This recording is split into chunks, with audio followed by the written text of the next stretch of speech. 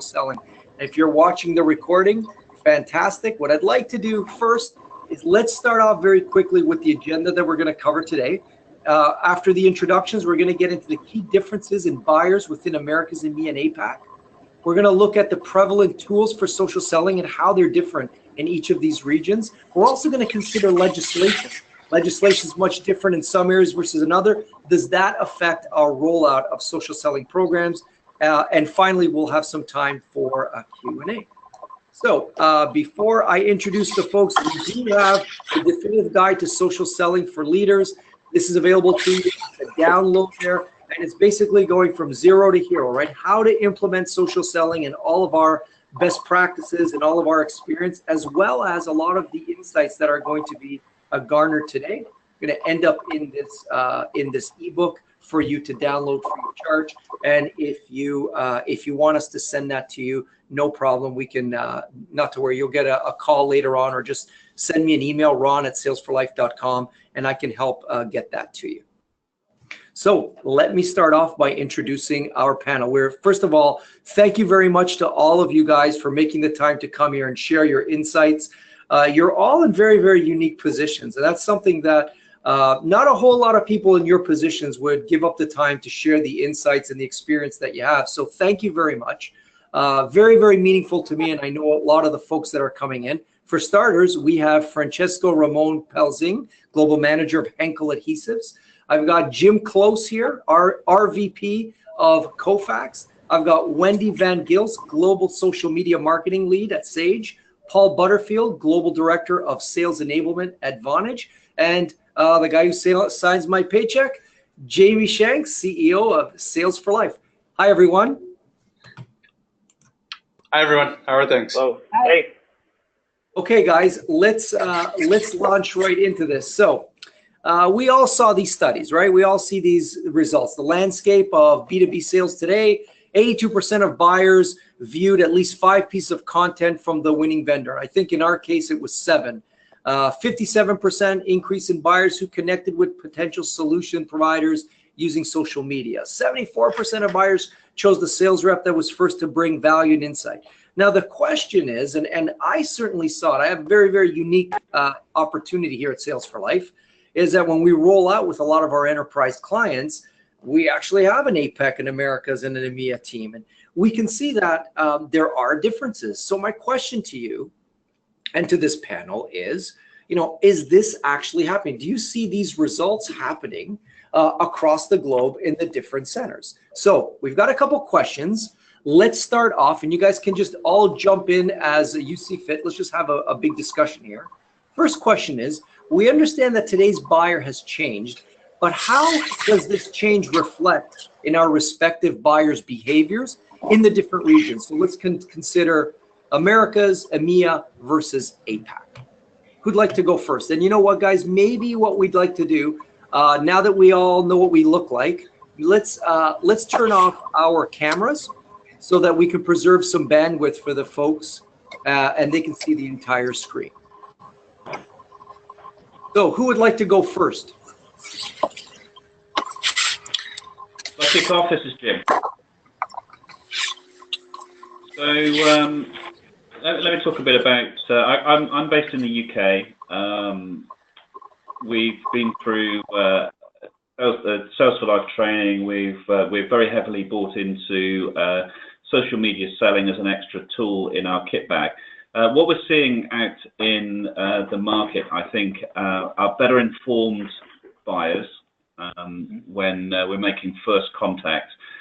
What we're finding is that people are able to research better. That's not just through social media, but also just through the general availability of Google. But we are able to see that our articles are being read, they're being digested. We're hearing phrases coming back to us that are being used in our publications. So we're finding that we can influence. But the buyers are time poorer. They need sound bites. They need more collateral to circulate around their own organizations. But I think in general, what we're seeing is that they're better informed on the first contact. Yeah, I would agree with that, with what Jim said. And one of the challenges that I've seen, because they are socially influenced, I think we all agree on that, and the stats bear it out. The problem is, are they reaching the right information and drawing the right conclusions? So one of the challenges we see is by the time they do choose to engage with a seller, we sometimes, find that they maybe don't know what they don't know. So the extent that we can surround them socially and start to guide that journey by feeding them the right information, we find that very helpful as well. Yeah, are you finding that, clearly competitors are also pumping information out through social media. Are you seeing your buyers kind of repeating phrases that have come from your competition? I don't know that we're seeing what they're repeating from the competition. We are relatively early in our social selling strategy here. And one of the things we're doing at the same time, Jim, is helping the salespeople get better at learning how to hit the reset button so that we can go back and have a chance to add value if we're not sure, what else they've been influenced by or what content they've seen, rather than just start aligning to what they bring to us. Yeah, and I want to add something to that. I'm based in Dublin, and I'm involved in activities across countries in Europe, of course.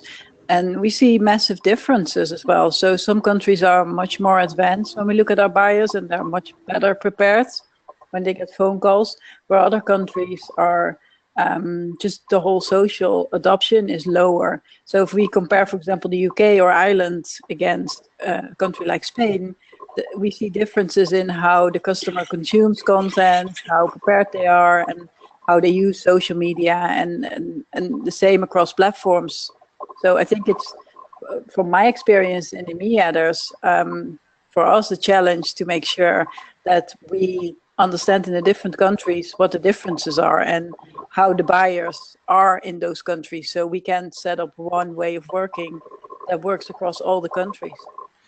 Have you explored, are there any regions in EMEA where you have felt that you are pushing a rock uphill in which it is better served to not enable the team on social selling and to continue the same way? Or do you just alter the training? Because Wendy, I think that was a great response. I just wanted to know, do you give up on regions, or are you trying to make everybody the digital seller just in a different way? Yeah, well, to be honest, I would never give up on social selling. That's my opinion. It was a leading question. Here's Francisco. I'm based in Germany, and what we saw when we started the pilot in social selling with 50 participants in 4 geographies, including Spain and UK and the US, I was surprised about the wide range of different people being receptive to social selling. So we're selling very technical products. So we were somehow suspecting that, for example, production leaders, production engineers, research and developers would probably not be so receptive to social selling. But our salespeople responded when interacting with them with the Sales Navigator that indeed, obviously not everybody, but that there was not a big difference between, specific geographies. For example, between Spain and the US, I was surprised how receptive also Spanish engineers and Spanish production managers were to social selling. I love that you've said that. The reason I asked the question, Wendy, was that we did a project in Italy, and we were warned in advance from other companies who had Italian branches that social selling would not work in Italy, and in fact was the very best performing learning organization to date that we had ever encountered. So that's why I'm glad that we're helping debunk the myth that there is no one region in EMEA and or LATAM or in APAC where it's not applicable. Yeah, no, I completely agree. And I think it's our job to change the mindset of the social sellers so they understand the value and they actually take something like Sales Navigator, they start to use it, and then we build success stories to convince the rest that it actually works. But that's why I said I would never give up on social selling, because I believe even if some regions are maybe in an earlier stage than others, it will come at some point. Yeah. It's something that it's not an option, it will come anyway. Yeah. Now we rolled Sales Navigator out more widely across the globe. In fact, all of our regions globally are using Sales Navigator, and I really look at Sales Navigator as phase 1, and then truly getting them to be social sellers as phase 2. But even as I've watched our adoption of Sales Navigator, the U.S. and EMEA sales teams have generally picked it up better. I've seen their SSIs move faster, but we're seeing usage across all the regions. Now we just need to get them better at the actual social side of it. Paul, did you? If I may add, yes. Sorry, Francisco, go ahead. Yes, so I mean, being in a German company, I mean, you guys, your native speakers, probably not all the time realize that in that respect, I mean, being a native speaker English is a big advantage. So I would see that sometimes for some people who would like to contribute, you know, with industry insights, with interesting content and engage with potential buyers, are probably not, you know, enough, educated to express themselves in English as they would like to do in their own language. So the language barrier, I think, is still sometimes underestimated. Very interesting, very interesting. And Paul, just a interesting question for you. So as you rolled out, you know, Americas and EMEA with Navigator, did you find the same openness in your sales reps from EMEA to Americas to give Navigator a try and, you know, kind of give it a shot? Did you find that it was the same, or was there differences? There were differences. I don't remember. I mean, most of the Americas-based team were already familiar with it. Some had used it at, you know, other jobs and that sort of thing. The EMEA team, it was a mix. There were some that were, again, either already using it or anxious to use it. But I did encounter some more skepticism. And our EMEA team is mostly based in London, but they are from all over the region, and they sell into the regions where they have expertise. We also have country managers, you know, in the area, and I don't know what the consistency was there, but my general takeaway was that they just felt like it was, I mean, to be honest, kind of an American thing. Not that people don't use LinkedIn, but it took some more showing them what Sales Navigator can do from a development standpoint and social selling standpoint to get buy-in. Very interesting. Okay, guys, let's take a crack at the second question here. What are your buyers' expectations of sales today? And of course, this is under Americas, EMEA, and APAC again. Are you seeing any differences in the expectations from region to region? And let's start. Maybe we can start with you, Paul. The couple of things that stick right out. Sorry, I don't know where the echo is coming from. Is that, for example, in Asia, many of our buyers choose to engage in the selling cycle through a chat platform as opposed to voice. So we do see differences in the channels that they ask us to communicate through. Sorry, we got a bit of a echo. Yeah, that's why I paused. Yeah, no, from our end, it sounded pretty good. And now from the EMEA team, tell me if you find this to be accurate. This is only an observation, is where in the Americas and in Australasia, so part of APAC, I have found, and also in the British Isles, kind of like in the UK, people assume success, and you need to now teach them the skills. And whereas in mainland Europe, in many organizations, they're assumed skepticism, and you have to prove them wrong when going into leveraging tools like LinkedIn and Twitter. And because remember, they don't have a full grasp of the term social selling or the process of social selling.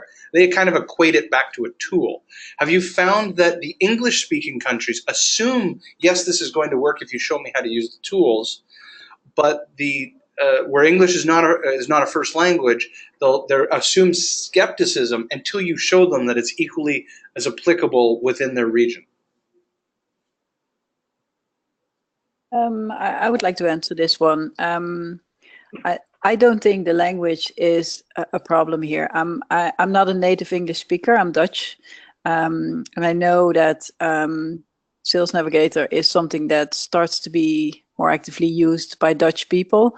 But what I've seen in the last month and the last year is that when a salesperson understands the value of social selling, and they understand the value to them personally, first of all, and then how it can help them to be more successful in their day-to-day job, and they see that when they're better prepared and they use social selling in the right way, conversations are easier, they're getting better results. From my experience, I don't see many challenges between languages. I do believe that if you see challenges around languages, it's important to maybe localize training sessions and try to make it as easy as possible for them. But I don't have any experience with problems around language. Now, what about from the point of view of the actual buyers? So, the folks that we're trying to engage. Are there any differences from people who've got, the Americas, maybe an APAC or an EMEA team, or two of the three? Do you see difference in the prospects you're trying to engage, in the buyers making decision? Are there any differences that stand out in your mind? One that jumps to my mind, and it's not a new phenomenon, but the trend continues to go up, is because people have so much information available to them prior to engaging with us, they're really expecting us to bring them innovative insights, bring them information, bring them something that they can't or haven't already figured out for themselves. And that seems to be global from what we're seeing. I'd echo that. I think we sell predominantly into the enterprise sector, and the organizations, particularly anyone senior within the IT organizations, they've been very much hanging on the last word of every single one of the analysts. So Gartner, Forrester have been their principal source of information. And I'm seeing that change. I'm seeing organizations come back with information which clearly hasn't come from an analyst, which clearly hasn't come from just Googling. So I don't know if it varies across the world, but I live and work in a nation of skeptics, maybe even cynics. And in the UK, buyers are very skeptical of salespeople. Sales is not as a reputable profession as it perhaps is in the US or maybe in the Far East, and perhaps even in other parts of Europe. So when engaging the buyer, having something which you've been able to get in front of them before meeting them that appears or looks independent, or maybe something that they found themselves rather than having handed to them by a salesperson, means that I think that they're expecting to get their information from a wider range of sources. I guess that's the point I'm getting to there. That's actually a really good point. That's really good point. Some of the things that I've definitely heard about the UK from our clients there is the perception that salespeople have. So we've focused a lot more on leading with insights, on leading with things of value, information of value, rather than perhaps what would be a traditional or a typical, what a salesperson would think a typical approach would be. But one of the other things I was reminded of with your comment there, Jim, was when you mentioned the 10K and the Gartner. A lot of our research, when we were looking at that, we started to see a lot of price pressure. And of course, there's price pressure everywhere, but it seemed to pop up in a lot of Form 10Ks of enterprise, specifically in EMEA.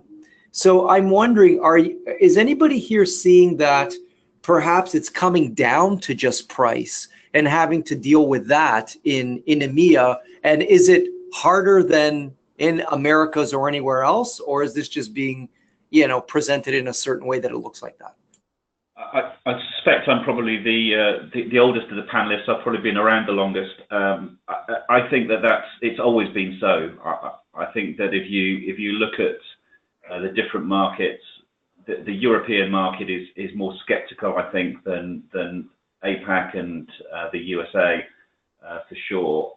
So I don't think that's changed. I don't think social selling, social media has changed that in any way. I think that's just a natural preponderance of people to be like that in the various geographies. Yeah. Okay. Yeah, I mean, I've even seen it, to some degree within our own sales force. That same, what Jim, called skepticism. So that makes sense to me. That our buyers have it too. I've got an interesting question here from Christopher online. He's saying, like the speakers mentioned, we have a correlation with LinkedIn Navigator and social selling. The general feeling is that LinkedIn has become saturated. Social selling isn't a magic wand. We still need to be interesting and relevant. But I found our salespeople give up faster socially than they would using other methods. Have you experienced this with any of your clients? So I guess that question is to us, but I'd like to open it up to the panel here first. Do you see that with your sales force? And then I'll answer from my point of view for Christopher as well. I'll start off. I think one of the challenges is salespeople sometimes will see social selling and other tools as some sort of magic bullet. And if that's the approach that someone's coming with, they maybe are going to be disappointed. Jamie, you and I have talked about this with our teams, that the email and prospecting and phone prospecting and those things are not replaced by social selling. It's another part of the triad, if you will. Another way to contact executives that don't respond to the more conventional ways. And I think my experience is that the salespeople understand that going in, and they understand it's going to take some time to build expertise in it. That helps avoid that problem that you just mentioned. But what I would like to add on top of that, because I completely agree with you, is I think salespeople who understand that social selling is not just something that helps them today, but it's an investment for the long term, both for their personal career as getting more value and driving more sales. That helps as well. And understand, as you said, that it's not a short run. It's like an investment for the long time. But I prefer to always make the link back to what does it mean to you as a person? How is it going to help you to be successful today, tomorrow, in the coming years, and throughout your whole career? So Christopher, yes, here would be, sorry, go ahead. Yes, Franziska, I fully agree with what has been said before. And what is really crucial is whenever we have, not only the pilot, but also the extended pilot now with 250 people globally, when you do not have the sales leader with his or her full buy-in and really leading by example, then those who are a little bit more skeptical will probably stop too early, or go back to, let's say, more traditional ways of selling. So to get the buy-in and the full support of the leader is really important. So here would be my answer to that. What I teach the teams that we have is that it's about increasing your cadence, right? There's actually research done. I just did a webinar 2 days ago with Inside Sales. They came out with a report, 900 companies, where they asked the reps, how many touch points are you actually doing before you get a client? And of course, this was not a social selling question. It was, phone and email. And the average that the reps said was they did 12 touch points before they gave up. Now, they actually got the companies to go into the CRM and cross-reference that. And what they found was the average was 4. So we have reps saying I'm doing 12 touch points, phone and email, and I'm actually doing 4. This is the reality of this research. So what social is about is integrating social into an existing method rather than replacing phone and email. It's not about replacing. It's about trying to get a rep to stop doing 4 and 5 touches and actually doing 12 to 15 in a cadence, but to do it in a way where they don't think that they're being bothersome, that they're not irritating the client, that they're leading with value, and they're leading in a professional way. So the way to do that, at least what we show, is that yes, you're going to start with phone and email, but then you're going to get 2 or 3 out of 10 that are going to respond. This is, in my experience, from all the clients I've worked with, the magic number seems to be between 1 and 3 out of 10. Actually, you're able to engage. So my question to them is, well, what do you do with the other 7? So the other 7 are good leads. They need your product. They need your service. Do you just give up because they haven't responded? We can actually start to do things on social, and not just social, digital, right? I can send you a video email. I can engage your content on LinkedIn. I can send you an email. And then now that maybe some time, a couple of days has gone by, I can go back to phone. I can go back to email. But the diversity of approach and the diversity of the messaging is actually what leads to the greater engagement. And what we're seeing is that the 2 or 3 people that would have responded to you anyway, they respond to you anyway. But the other 7 that are not, you're able to get another 2 or 3 to respond. So at the end of the day, you're getting somewhere between 5 and 6 out of 10 to respond to you by adding to your cadence rather than deciding, well, is it phone, email, or social? The answer is it's all of them. So hopefully that helps. Yeah, you know what? And don't underestimate the reach of social.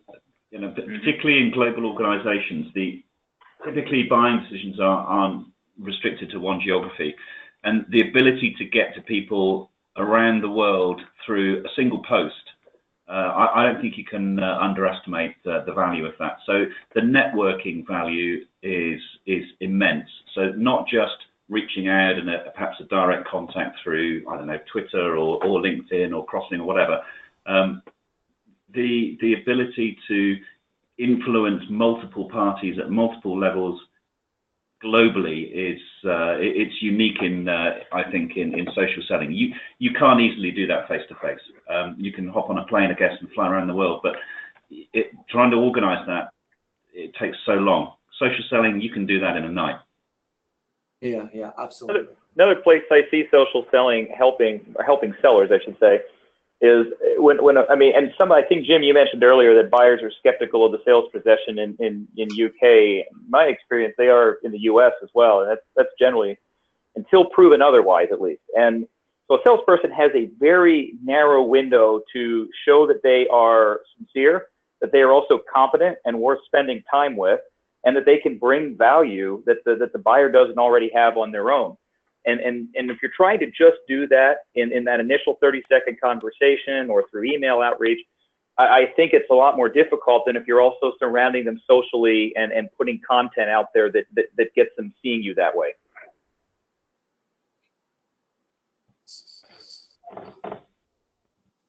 So guys, here's the next question.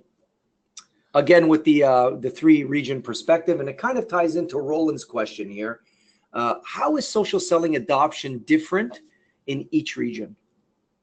Are you seeing different parts of Europe, let's say the UK and Netherlands, for example, that are acting a lot more like the US versus others? What do you think? I think it's definitely the case, yeah, in Europe. As I said before, we do see a difference in the adoption per country. Not only in getting results, but also in the feedback we get, how fast salespeople get it, adopt it, make it part of their day-to-day job. But I also see that in countries where the adoption might be a bit lower, and they do get good results, it's easier to convince the rest of the teams there. Because when we have local examples, there's more trust, and it's always better when you have local examples than examples from other countries. Because the feedback I hear very often is, oh, it's nice that it works there, but it doesn't work here. And when you have a local example, you can convince them. But there are definitely differences in Europe. Wendy, you mentioned something interesting there. And I know because of the size of your company and that you're in different sectors, I think Neil's question here is very relevant to you.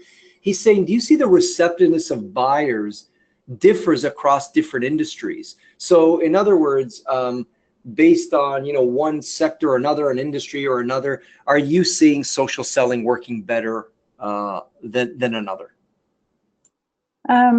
Yes, I think what I find interesting is in a region where there's a lot of adoption around social selling and it starts to be very common, sometimes getting results can be harder for our salespeople, where in regions where social selling is not as common and they start to use in-mails, it's something new for our buyers. So they can be surprised by an in-mail. They're sometimes more, they feel a bit more special because they're not getting in-mails. They're not getting in-mails at all, or not loads of in-mails in a week or even in a day. So I think, although that our salespeople might not always adopt it as fast, they do see good results because it's a bit more special. Does that make sense? Yeah, absolutely. And you know, we haven't talked a lot about APAC. We've got a bit of experience in that. And Jamie, I know you were in that part of the world quite a few times in the last year. What do you think from the point of view of APAC? What are the differences there in terms of social selling adoption? Yeah, so that APAC is split up with so many different sub-regions, right? You have the India region, you have the Southeast Asian region, you have China and Japan, which are completely different, and then you've got Singapore, which kind of runs like the UK for very Americana or global businesses, and then Australasia. What I've seen is number one, from a Japan standpoint, the adoption of the tool LinkedIn is not there yet. Yet they're using Facebook for Business. They're using tools called Line, as an example, and of course, like WeChat and so forth. In mainland China, it's where tools, some of them are not even accepted or allowed to be used, is different than the Hong Kong region. If you have teammates in Hong Kong, LinkedIn is very similar to Singapore, where it's becoming much more prevalent. Australia is really kind of exploding with its usage. Although it's weird because what I'm seeing in Australia is there's a tipping point where there's almost more sellers than buyers leveraging the platform. There's been a huge social media and digital kind of renaissance in the Australasia market. But then one of the complaints that we're hearing from Melbourne and Sydney and Adelaide and so forth has been just doesn't seem like the buyers are there as fast as we, the sellers, have gotten there.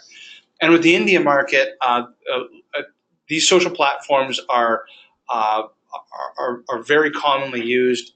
The adoption there, it's a market that's very hungry to be able to sell globally, because many of their companies were set up with the purpose of selling outside of the India market. So those are just some of the examples. But what I've also noticed is you need to treat each country very, very differently. Whereas in Singapore, we'll do virtual instructor-led training, and same with Australia, where in some parts of Southeast Asia or Japan and China, they are still used to face-to-face training from an engagement standpoint and learning. And from an adoption standpoint, that requires then more hand-holding. So anyways, these are just observations that I've started to notice.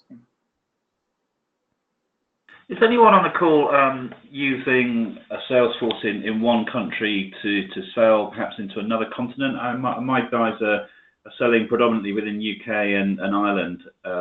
So whilst we'll try and influence people in other countries, I'm interested if anyone is using it to, say, go from Europe and sell into APAC or sell into the Americas and doing things remotely using social media. That's a great segue to our next question. Thank you.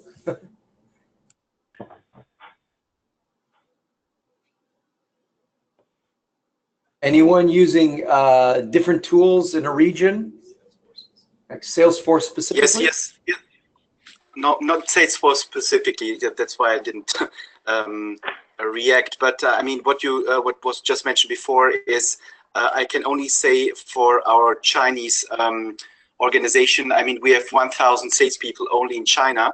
And when I was there to introduce social selling, especially with the Sales Navigator, what I saw is that indeed my colleagues over there were very advanced in using WeChat and only starting with the Sales Navigator, especially for bigger key accounts. And what I observed is that the usage of WeChat and other social media was not very structured, and probably from a compliance standpoint a little limit. So what we saw that from a corporate perspective, we still have a lot of things to do to, let's say, organize that in a more professional way. I fully agree. I was in an engagement in Singapore, and we were talking with all the senior leaders, and the way that they described it, they do not do business in the APAC region without WeChat. I mean, they are talking on WeChat. They are video texting.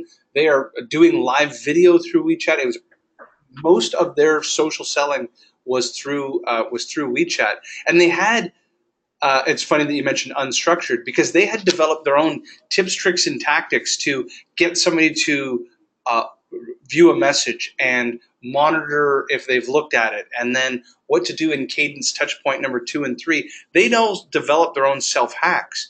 But exactly as you just described, number one, it probably broke their own company's social media policies.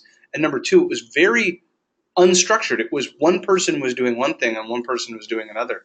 I observed the exact same thing. Yeah, I may have mentioned this earlier, but our customers in APAC engage with us all the way through the sales cycle on WeChat. I mean, that is their preferred way to do business as opposed to just about anything else. Yeah. Wendy, what about you? Are there any tools that are specific to your part of the world?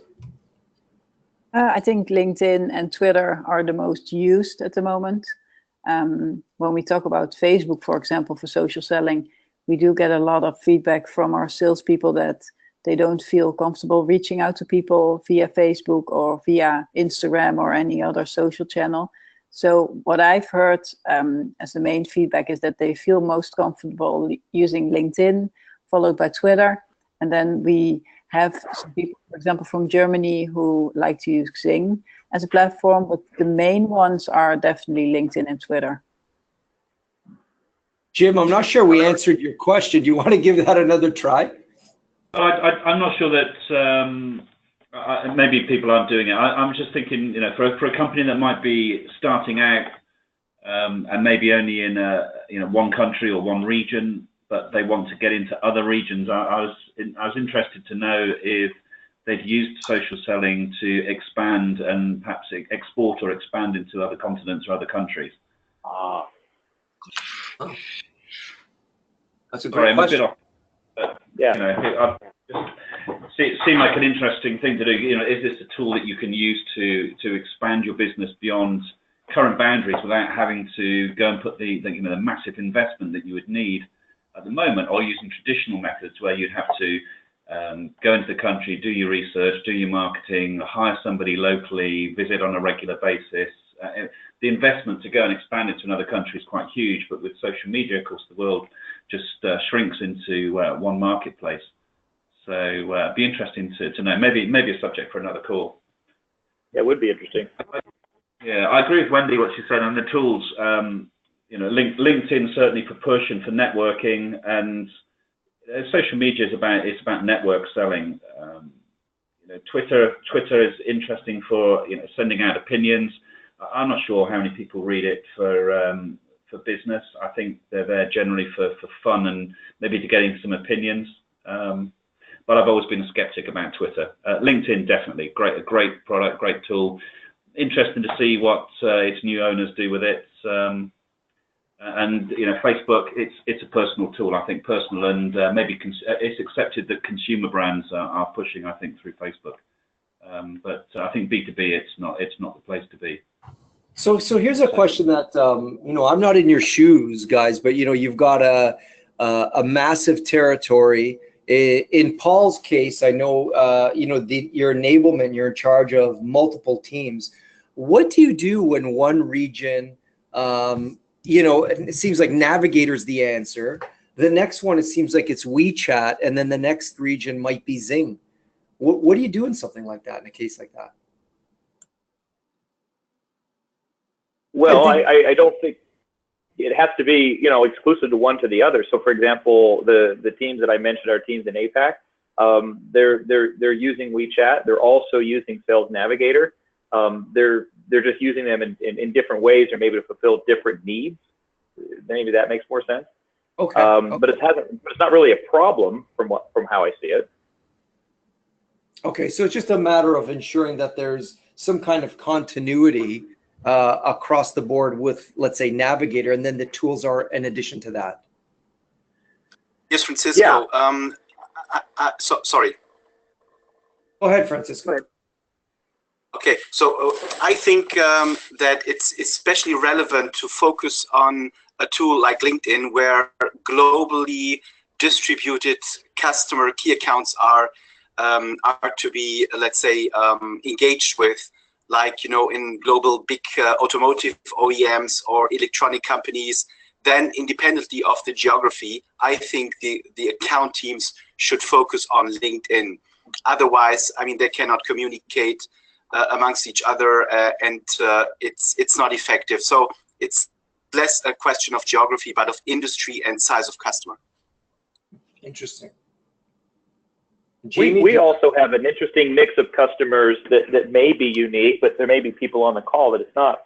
Our Nexmo platform, which is a communication platform, started by selling into the digital native community. But over time, as it's evolved, and as the Vonage business overall has evolved, we're going more and more into the enterprise.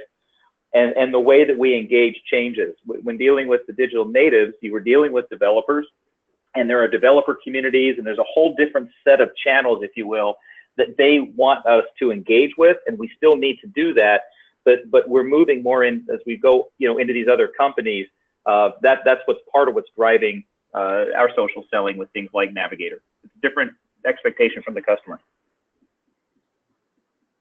And do you guys find, a little off topic here, but it is tied to the tool. Do you find that there's a different perception that when I have the tool, suddenly magic happens? I know that that's something that sometimes we run into that in the Americas, you know, that if I just get Navigator, all my problems go away. Whereas obviously it's the strategies that you're using on Navigator. But do you see a difference from Americas to EMEA to APAC in the thinking that once I have the tool, it all goes away, or is it similar across the board? From my experience, it's I don't hear feedback like when I have Sales Navigator, all my problems will be gone. A lot of people come with the first question, but how does this work and how can it help me? I don't know if that's based on the type of sales that I've been working with or the people that I spoke with when it comes down to social selling. But I think the way that we try to bring this to people is, okay, this is social selling. This is how it works. Sales Navigator is part of social selling. There's more to social selling than only Sales Navigator. But I haven't had any feedback where people said, okay, then give me the tool and magic is going to happen. It's more, how does this work? And when they had the training and they start to use it, that's when more questions come. And if they start to use it and they see the value of it, there's just more need to get more information. So that's not the feedback that I've had so far. Okay, interesting. Okay, so this kind of segues into our last question. As we start to apply these strategies, clearly there's legislation, language, and time that will impact sales and social selling. How do you guys deal with this? First of all, what are the differences in legislation and language that you're worrying about, or at least is on your to-do list? And how do you deal with these? How do you deal with these three differences? I might start. I mean, you might know that in Germany we have a very strong compliance and social, let's say, environment. And we, with being headquartered in Germany, before launching the pilot 1 year ago with, as I said before, 50 Sales Navigator participants, I had to align with a lot of internal stakeholders, including, of course, compliance, purchasing, legal, but also our workers' council. So if I can make one recommendation, that depends obviously on the size of the company. I really recommend to align as soon as possible with Workers' Council in the respective countries to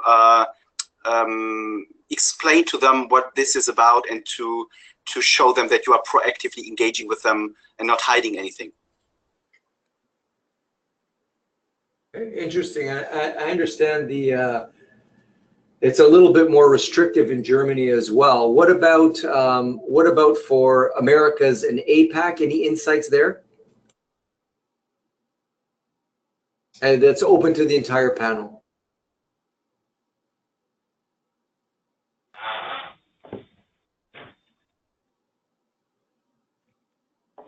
Well, I think to avoid the tumbleweed moment, I mean, I can't speak for APAC and the Americas. I mean, from a point of view of the UK market and legislation, I don't see legislation really inhibiting us in any way in social selling. You know, you're contacting people through means by which they have volunteered to be a member of the community. So you feel free to contact them. I don't see legislation effectiveness there. Language is certainly an issue. Europe and I think APAC, and whilst English is certainly the global language of business, I think certainly for the kind of products that we're selling and the audience for this kind of selling, we do have many cultures in Europe. You know, there are over 2 billion people in EMEA, including Africa as well. You've got over 100 countries. You've got 2,000 languages in EMEA. Fortunately, we've got some consistency with French, Spanish, German, maybe to a certain extent Italian, but English prevailing, I think, in getting a common message across. But there are a vast range of cultures and markets that you can address. But if you're addressing from within your market, it's not an issue. And people are prepared in the main to accept that much of certainly in the technology world, much of the source information is in English. So I don't see legislation affecting us. Languages, it's better if you can put out content in local languages. It's better if you can approach in the local language, but there's an acceptance that it doesn't always have to be in the local language. From the point of view of time, you've got the ability to schedule your publications. You can send messages which are basically asynchronous. So you're sending a message, it will be received when the person is ready and able to make it. We're all very time poor these days, and it means that when you're in the office, you don't have time generally for the social media aspects. So unless you're in the business like us, where we're pushing information through social media, but we're able we can post and we can put things out there, and people can pick it up when they do have time. Jamie, I know you've got views on the best time to publish information that it will be picked up, and you wouldn't imagine. I wouldn't have imagined before going through the training with Sales for Life that publishing something on a Sunday morning actually might be getting to somebody in a quite senior position that I couldn't get to during the week. But it's true, it does work. Yeah, so, my favorite time, Sunday nights. Yeah. I don't see any downsides. I don't see any inhibitors with these things that don't exist already. The language barrier is there already. So it doesn't detract from using social selling as one of your tools.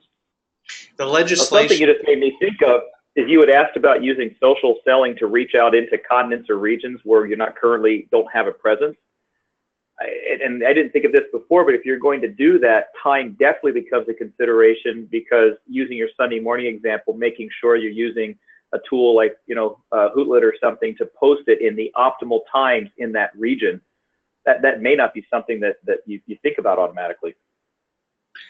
Yeah, and on that particular topic, that's where we started to discover, as we took on customers in EMEA and APAC, that my clock is 24 hours a day. I physically cannot stay up that long, but I need to be evangelizing the topics that are relevant to my buyer and important to us, which of course is the modern digital seller, 24 hours a day.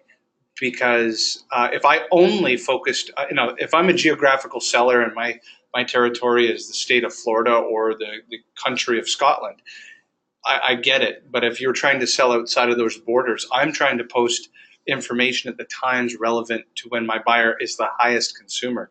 Around the legislation piece, ironically, and this is serendipitous, this presentation was made beforehand.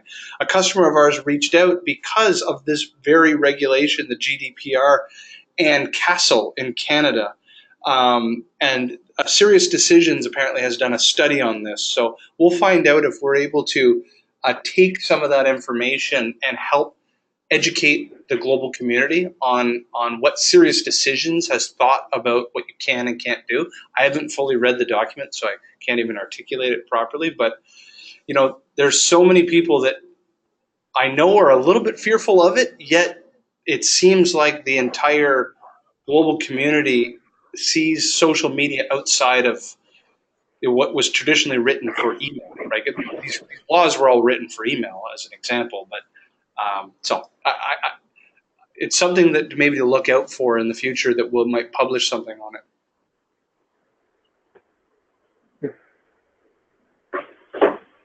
Okay, guys, that was great. I want to have the last couple minutes here for our panel to answer questions. I see they're coming in. The only thing I'm going to ask is, I do see a lot of questions coming in. Please keep it on topic, guys. Very interesting comment here from Corolla.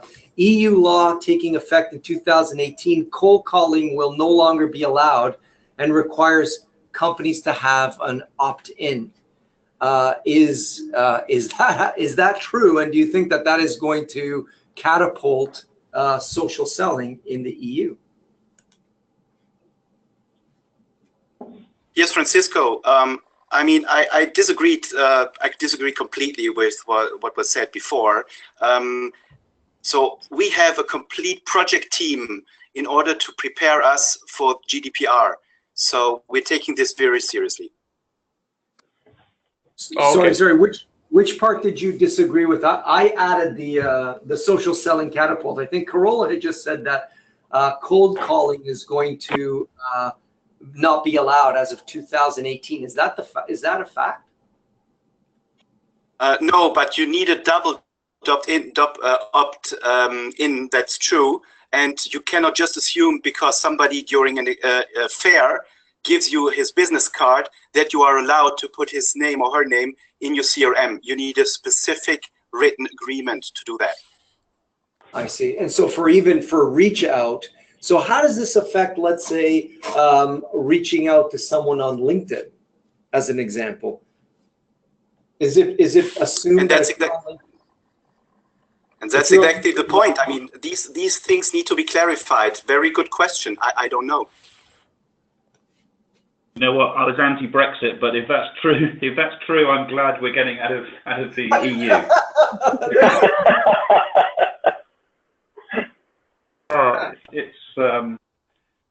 I think it's absurd. I think certainly so business to consumer, I'd certainly see that the consumer needs protection, particularly in certain sectors where there are ruthless organizations cold calling and victimizing individuals. I think in the B2B world, I think there is legislation coming. I confess it's not my job to know it, but I will now certainly go and research it. But I think in the B2B world, it's less of an issue. I think people expect to be contacted. They will, if they don't want to be contacted, put the mechanisms in place to protect themselves with a gatekeeper, or you simply turn your phone off, or you don't answer an unknown number. So you have the option. It's your choice to answer your phone. Is the way that I would look at it. And if as long as the caller is courteous, I don't mind taking a cold call. Yeah, I'd agree with that. Okay, so we've got a question here, a little off the topic here, but one from Carl. Any thoughts on the use of pictures and videos as a part of content for social selling? A little bit granular, but I would say thumbs up on that. What do you guys think?